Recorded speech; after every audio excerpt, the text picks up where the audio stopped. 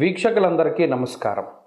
ఫిబ్రవరి మాసంలో మీకు ఏ విధమైనటువంటి గ్రహస్థితి కలగబోతూ ఉన్నది అనేటువంటి విషయాన్ని మనం ఈ వీడియో ద్వారా క్లుప్తంగా తెలుసుకునేటువంటి ప్రయత్నం చేద్దాం. జనవరి నెలలో సంక్రమించినట్టే ఫిబ్రవరి మాసంలో కూడా పంచగ్రహ కూటమి, షడ్గ్రహ కూటమి సంభవించడానికి కూడా అవకాశం ఉన్నది. అయితే ఈసారి మకరంలో కాకుండా కుంభరాశి యందు ఈ పంచగ్రహ కూటములు ఇవన్నీ కూడా ఏర్పడబోతూ ఉన్నాయి. అలాగే ఫిబ్రవరి మాసంలో ఉండేటువంటి గ్రహస్థితిని గనక మనం ఒక్కసారి గమనిస్తే మిథున రాశి యందు గురుడు సంచరిస్తూ ఉన్నారు. అలాగే సింహరాశి యందు కేతువు యొక్క సంక్రమణం జరుగుతూ ఉన్నది, కేతువు సంచరిస్తూ ఉన్నారు. అలాగే కుంభరాశి యందు రాహువు ఉన్నారు, మీనరాశి యందు శనైశ్వరుడు. ఈ 4 గ్రహాలు అలా స్థానంలో ఉన్నాయి. అయితే 13వ తారీఖు వరకు రవి యొక్క సంచారము మకర రాశి యందు ఉంటుంది. 13వ తారీఖు తదుపరి రవి యొక్క సంచారము కుంభరాశిలోకి వెళుతోంది. ఇది ఒక్క విషయాన్ని మనం పరిశీలన చేస్తే కుంభరాశిలో ఇప్పటికే రాహు యొక్క సంచారం ఉన్నది. ఈ 13వ తారీఖు దాటాక రవి కూడా కుంభరాశిలోకి ప్రవేశం చేయబోతూ ఉన్నారు. రవి రాహువులు కలిసి ఉండడం వల్ల అది పితృదోషకారకంగా మనం చెప్పుకోవచ్చును. జనరల్గా అయితే రవి రాహువు కలిసినప్పుడు సూర్యగ్రహణాదులు ఇవన్నీ ఏర్పడుతూ ఉంటాయి. అయితే ఈసారి మన భారతదేశంలో ఏ గ్రహణాలు కూడా ఇప్పుడు కనబడడం లేదు. కాబట్టి గ్రహణ సంబంధమైన విషయాలపై మనం భయపడవలసినటువంటి అవసరం లేదు. కానీ ఇక్కడ రవి రాహువులు కలిసి ఉంటే పితృదోషము వస్తుంది. ఈ 13వ తారీఖు తదుపరి ఫిబ్రవరి మాసంలో ఎవరైతే జన్మించబోతూ ఉన్నారో ఆ శిశువుల పైన ప్రభావం పడుతుంది. అందువల్ల ఎవరైనా ఫిబ్రవరి మాసంలో ఏదైనా సిజేరియన్ ముహూర్తాలు వీటి గురించి అడిగేటువంటి వాళ్ళు చాలామంది ఉంటారు. వాళ్ళకి సూచనప్రాయంగా ఒక మాట ఏమిటి అంటే 13వ తారీఖు లోపులో వీలుంటే కొంచెం పరిస్థితులు అవి సానుకూలంగా ఉంటే ఈ సిజేరియన్ అవి కూడా ముహూర్తాలు మీరు చేసుకోవచ్చును. 13 దాటిన తర్వాత రవి రాహువుల యొక్క కలయిక వల్ల పితృదోషం అనేటువంటిది ఏర్పడుతూ ఉన్నది. అలాగే ఈ పంచగ్రహ కూటములు, దేశారిష్ట యోగములు ఇవన్నీ ఏర్పడుతున్నాయి కాబట్టి అది కొంత జాతకం మీద ప్రభావాన్ని చూపెడుతుంది. కాబట్టి ఆ విషయాన్ని దృష్టిలో పెట్టుకోవాలి. మరీ కాంప్లికేట్ అయిపోతే మాత్రం అంటే ఈ లోపులోనే చేసేసుకోమని కాదు. ఏమన్నా అవకాశం ఉంటే మీకు అవకాశం ఉంటే 13 లోపులో ఈ సిజేరియన్లు ఇవన్నీ కూడా చేయించుకోవడం ద్వారా పితృదోషాదులు రాకుండా ఉంటాయి. ఇది ఒక ప్రధానమైన విషయం. ఇది మీ ఆరోగ్యాన్ని బట్టి ముందుకు వెళ్ళండి, దీంట్లో ఇబ్బంది ఏం లేదు. ఇంకొకటి ఏంటి అంటే శుక్రబుధులు కూడా కుంభరాశి అంతే సంచరించబోతూ ఉన్నారు. అంటే ఇక్కడ 4 గ్రహాలు, రాహుగ్రహము, రవిగ్రహము, శుక్రగ్రహము, బుధగ్రహము, వీటితోటి చంద్రుడు కలిసిన లేదా ఈ మాసం చివరిలోనే కుజుడు కూడా కుంభంలోకి వెళ్ళబోతూ ఉన్నారు.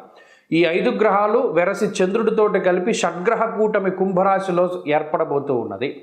కాబట్టి ఈ గ్రహస్థితి వల్ల ఈ మాసంలో అటు దేశకాలమాన పరిస్థితులు ఎక్కువగా ప్రభావితం చెందబోతూ ఉన్నాయి.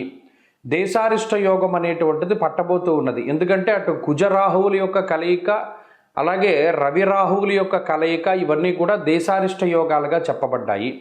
ఈ సందర్భాల్లో ఎక్కువగా అగ్ని ప్రమాదాన్ని సూచించేటువంటి విషయాలు, అలాగే వాయుతత్వ రాశి యందు ఈ గ్రహస్థితి ఏర్పడుతూ ఉన్నది. కాబట్టి అతి వేగంగా వీచేటువంటి గాలుల వల్ల కానీ లేదా గాలి ద్వారా స్ప్రెడ్ అయ్యేటువంటివి ఏమైనా ఉంటే గ్యాస్ ద్వారా వచ్చేటువంటి విపత్తులు లేదా అగ్ని సంబంధమైనటువంటి విపత్తులు, వాయు సంబంధమైనటువంటి విపత్తులు ఏర్పడడానికి అవకాశం ఉంటుంది. కాబట్టి ఈ మాసమందు చాలా జాగ్రత్తగా ఉండడం, ఇది దేశారిష్ట యోగం కాబట్టి చెప్పదగినటువంటి సూచన. ఇక ఈ గ్రహస్థితి ద్వారా మీ రాశి ఫలితం ఏ విధంగా ఉందో మనం ఇప్పుడు తెలుసుకుందాం. మిథున రాశి వారికి ఫిబ్రవరి మాసం కొంత మధ్యస్థమైనటువంటి మాసంగానే చెప్పుకోవాలి. కారణం ఏంటి అంటే ఈ మాసంలో గ్రహాలు 8వ స్థానం నుండి 9వ స్థానానికి మారుతూ ఉన్నాయి. సరే, ఇది జనవరి నెలతో పోల్చుకుంటే కొంత మెరుగైనటువంటి మాసం అయినప్పటికీ 9వ స్థానం అనేటువంటిది అది అంత అనుకూలమైన స్థితి కాదు, ప్రతికూలమైన స్థితి కాదు. ఇప్పటికీ మిథున రాశి వారి గ్రహస్థితి చూడండి, దీర్ఘ సంచార గ్రహాలు ప్రతికూలంగా ఉన్నాయి. అష్టమ రవి, అష్టమ కుజునితో పాటుగా అష్టమ బుధ, అష్టమ చంద్ర దోషాదులు పట్టి పీడిస్తూ ఉన్నాయి. ఈ మాసంలో జరిగే మంచి ఏంటి అంటే ప్రతికూలించేటువంటి గ్రహాల యొక్క సంఖ్య పూర్తిగా తగ్గిపోవడము, అష్టమంలో ఉండేటువంటి 5 గ్రహాలు మారిపోయి 9వ స్థానానికి వెళ్ళడం. అయితే ఇక్కడ ఇంకో పాయింట్ ఏంటి అంటే 9వ స్థానం అనేటువంటిది గోచార రీత్యా అంత అనుకూలమైంది కాదు, అంత ప్రతికూలమైంది కాదు. భాగ్యము అన్నారు. భాగ్యస్థాన స్థిత గ్రహాలన్నీ గోచారంలో డబ్బు ఖర్చు పెట్టించేటువంటి విధంగానే వస్త్రనాశం, పుత్రవైరం, ప్రవాసం, రోగపీడనం, ఉద్యోగ భంగం, కలహం అన్నాడు. అంటే ఇక్కడ 9వ స్థానస్థిత గ్రహాలన్నీ ఏం చేస్తాయి, మన దగ్గర ఉండేటువంటి వస్తువులు పాడు చేసేసుకుని అవే స్థానమందు అలాంటివే ఇంకోటి కొనుక్కునేలాగా. అంటే ఉదాహరణకి మీ దగ్గర బండి ఉంది, సరే ఆ బండి మీద వెళుతూ ఉన్నారు, అది రిపేర్ రావడమో లేదా అది పాడైపోవడమో దాని మీద డబ్బు పెట్టవలసి రావడం. ఇక్కడ కొత్త వస్తువులు కొనడానికి డబ్బు ఖర్చు పెట్టేటువంటి పరిస్థితులు లేవు. ఉన్న వాటినే పాడు చేసేసుకుని లేదా అది పాడైపోయిన తర్వాత దాని మీద డబ్బు పెట్టి ఆ ధనాన్ని మనం ఖర్చు పెట్టేటువంటి పరిస్థితులు ఈ రాశి వారులలో ఉన్నాయి. కాబట్టి ఇక్కడ కొత్త రకం ఇన్వెస్ట్మెంట్లు ఏమీ లేవు.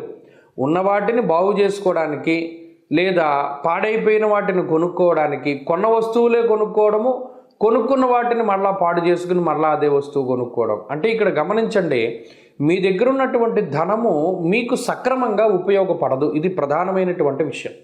అలాగే ప్రవాసాన్ని కలగజేస్తుంది. అంటే ఉన్నటువంటి ప్రాంతంలో కొంచెం స్థాన మార్పును కానీ లేదా వేరే ప్రాంత సంచారము లేదా ఒక ప్రాంతంలో ఉండేటువంటి వారు ఒక చోట ఉద్యోగం చేసేటువంటి వారికి ట్రాన్స్ఫర్లు అయ్యేటువంటి పరిస్థితులు ఇత్యాది వాటికి కూడా ఈ గ్రహస్థితి కారణమవుతుంది. అంతేకాక కుటుంబ సభ్యులతో విభేదాన్ని ఈ గ్రహస్థితి ఎక్కువగా సూచిస్తుంది. అంటే మీరు పలానాది ఈ పని మంచిది, మనం ఎలా చేద్దామని మీరు చెప్పినప్పటికీ ఆ కుటుంబ సభ్యులు దాన్ని వ్యతిరేకిస్తూ ఉంటారు. అబ్బాయి మేము ఎలా చేయదలుచుకోవట్లేదు, మేము మీతో ఏకీభవించం అని మొహం మీదే చెప్తూ ఉంటారు. అది ఒకంత ఇబ్బందిని కలగజేస్తుంది. కాబట్టి ఈ రకమైనటువంటివి ఈ మాసంలో ఎక్కువ జరుగుతాయి. మీకటు ఆర్థిక లోటు లేదు కానీ ఖర్చు ఎక్కువగా ఉంటుంది. అది అనవసరమైనటువంటి వాటికి ఖర్చు పెడతారు కాబట్టి ఒకంత జాగ్రత్తగా ఉండడం చెప్పదగినటువంటి సూచన. రెండవ విషయం, మనస్పర్ధలు ఎక్కువగా వస్తూ ఉంటాయి. అది జీవిత భాగస్వామితోటి కానీ, సంతానంతో కానీ, లేదా కుటుంబ సభ్యులతోటి కానీ, బంధువులతోటి కానీ, మిత్రులతోటి కానీ, మీరు పనిచేసేటువంటి ప్రాంతంలో యజమానులతోటి కానీ, తోటి ఉద్యోగస్తులతోటి కానీ మనస్తత్వ భేదాలు ఎక్కువగా వస్తూ ఉంటాయి. వాటిని ఒకంత తగ్గించుకుని ముందుకు వెళ్ళడం ద్వారా మీరు సానుకూలమైనటువంటి ఫలితాలను పొందగలుగుతారు. మీలో ఆత్మస్థైర్యాన్ని ఎప్పటికప్పుడు నింపుకోవడానికే ప్రయత్నం చేయండి. 13వ తారీఖు లోపు ఉండేటువంటి పరిస్థితులు అంత అనుకూలంగా లేవు కాబట్టి ముఖ్యమైనటువంటి పనులన్నీ 13వ తారీఖు తర్వాతే మీరు పెట్టుకున్నట్టయితే ఒకంత సానుకూలమైనటువంటి ఫలితాన్ని మనం ఆశించవచ్చును. ఈ మాసంలో మరింత శుభ ఫలితాలని మీరు పొందడానికై ఎక్కువగా ఈ మాసమంతా కూడాను సుబ్రహ్మణ్యారాధన ఎక్కువగా చేయాలి. సుబ్రహ్మణ్య అష్టోత్తరం కానీ, సుబ్రహ్మణ్య కరావలంబ స్తోత్రం కానీ, సుబ్రహ్మణ్య భుజంగం కానీ వీటిని ఎక్కువగా పారాయణ చేస్తూ ఉండడం. మంగళవారం వచ్చింది అంటే సుబ్రహ్మణ్య స్వామి ఆలయానికి వెళ్ళి జంట సర్పాలకి అభిషేకము లేదా సుబ్రహ్మణ్యుడికి అభిషేకం చేయించుకోవడం ద్వారా మంచి ఫలితాలు సంప్రాప్తమవుతాయి. మిథున రాశి వారికి ఫిబ్రవరి మాసం కొంత మధ్యస్థమైనటువంటి మాసంగానే చెప్పుకోవాలి. కారణం ఏంటి అంటే ఈ మాసంలో గ్రహాలు 8వ స్థానం నుండి 9వ స్థానానికి మారుతూ ఉన్నాయి. సరే, ఇది జనవరి నెలతో పోల్చుకుంటే కొంత మెరుగైనటువంటి మాసం అయినప్పటికీ 9వ స్థానం అనేటువంటిది అది అంత అనుకూలమైన స్థితి కాదు, ప్రతికూలమైన స్థితి కాదు. ఇప్పటికీ మిథున రాశి వారి గ్రహస్థితి చూడండి, దీర్ఘ సంచార గ్రహాలు ప్రతికూలంగా ఉన్నాయి. అష్టమ రవి, అష్టమ కుజునితో పాటుగా అష్టమ బుధ, అష్టమ చంద్ర దోషాదులు పట్టి పీడిస్తూ ఉన్నాయి. ఈ మాసంలో జరిగే మంచి ఏంటి అంటే ప్రతికూలించేటువంటి గ్రహాల యొక్క సంఖ్య పూర్తిగా తగ్గిపోవడము. అష్టమంలో ఉండేటువంటి 5 గ్రహాలు మారిపోయి 9వ స్థానానికి వెళ్ళడం. అయితే ఇక్కడ ఇంకో పాయింట్ ఏంటి అంటే 9వ స్థానం అనేటువంటిది గోచార రీత్యా అంత అనుకూలమైంది కాదు, అంత ప్రతికూలమైంది కాదు. భాగ్యము అన్నారు. భాగ్యస్థాన స్థిత గ్రహాలన్నీ గోచారంలో డబ్బు ఖర్చు పెట్టించేటువంటి విధంగానే వస్త్రనాశం, పుత్రవైరం, ప్రవాసం, రోగపీడనం, ఉద్యోగ భంగం, కలహం అన్నాడు. అంటే ఇక్కడ 9వ స్థాన స్థిత గ్రహాలన్నీ ఏం చేస్తాయి, మన దగ్గర ఉండేటువంటి వస్తువులు పాడు చేసేసుకుని అవే స్థానమందు అలాంటివే ఇంకోటి కొనుక్కునేలాగా.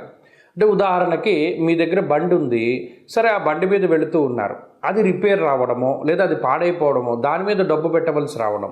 ఇక్కడ కొత్త వస్తువులు కొనడానికి డబ్బు ఖర్చు పెట్టేటువంటి పరిస్థితులు లేవు. ఉన్న వాటినే పాడు చేసేసుకుని లేదా అది పాడైపోయిన తర్వాత దాని మీద డబ్బు పెట్టి ఆ ధనాన్ని మనం ఖర్చు పెట్టేటువంటి పరిస్థితులు ఈ రాశి వారులలో ఉన్నాయి. కాబట్టి ఇక్కడ కొత్త రకం ఇన్వెస్ట్మెంట్లు ఏమీ లేవు.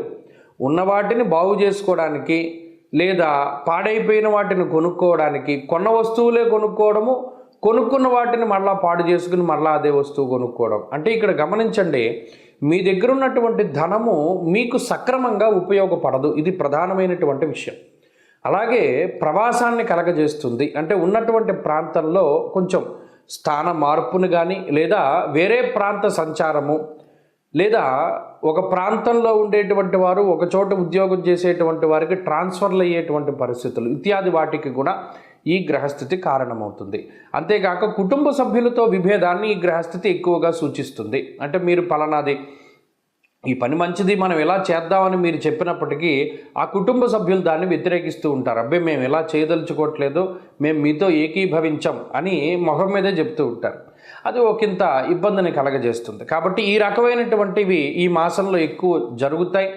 మీకటు ఆర్థిక లోటు లేదు, కానీ ఖర్చు ఎక్కువగా ఉంటుంది. అది అనవసరమైనటువంటి వాటికి ఖర్చు పెడతారు కాబట్టి ఒకంత జాగ్రత్తగా ఉండడం చెప్పదగినటువంటి సూచన. రెండవ విషయం, మనస్పర్ధలు ఎక్కువగా వస్తూ ఉంటాయి. అది జీవిత భాగస్వామితోటి కానీ, సంతానంతో కానీ, లేదా కుటుంబ సభ్యులతోటి కానీ, బంధువులతోటి కానీ, మిత్రులతోటి కానీ, మీరు పనిచేసేటువంటి ప్రాంతంలో యజమానులతోటి కానీ, తోటి ఉద్యోగస్తులతోటి కానీ మనస్తత్వ భేదాలు ఎక్కువగా వస్తూ ఉంటాయి. వాటిని ఒకంత తగ్గించుకుని ముందుకు వెళ్ళడం ద్వారా మీరు సానుకూలమైనటువంటి ఫలితాలను పొందగలుగుతారు. మీలో ఆత్మస్థైర్యాన్ని ఎప్పటికప్పుడు నింపుకోవడానికే ప్రయత్నం చేయండి.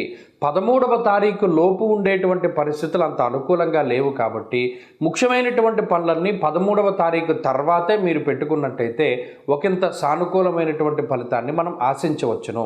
ఈ మాసంలో మరింత శుభ ఫలితాలని మీరు పొందడానికై ఎక్కువగా ఈ మాసమంతా కూడాను సుబ్రహ్మణ్యారాధన ఎక్కువగా చేయాలి. సుబ్రహ్మణ్య అష్టోత్తరం కానీ, సుబ్రహ్మణ్య కరావలంబ స్తోత్రం కానీ, సుబ్రహ్మణ్య భుజంగం కానీ వీటిని ఎక్కువగా పారాయణ చేస్తూ ఉండడం. మంగళవారం వచ్చింది అంటే సుబ్రహ్మణ్య స్వామి ఆలయానికి వెళ్ళి జంట సర్పాలకి అభిషేకము లేదా సుబ్రహ్మణ్యుడికి అభిషేకం చేయించుకోవడం ద్వారా మంచి ఫలితాలు సంప్రాప్తమవుతాయి.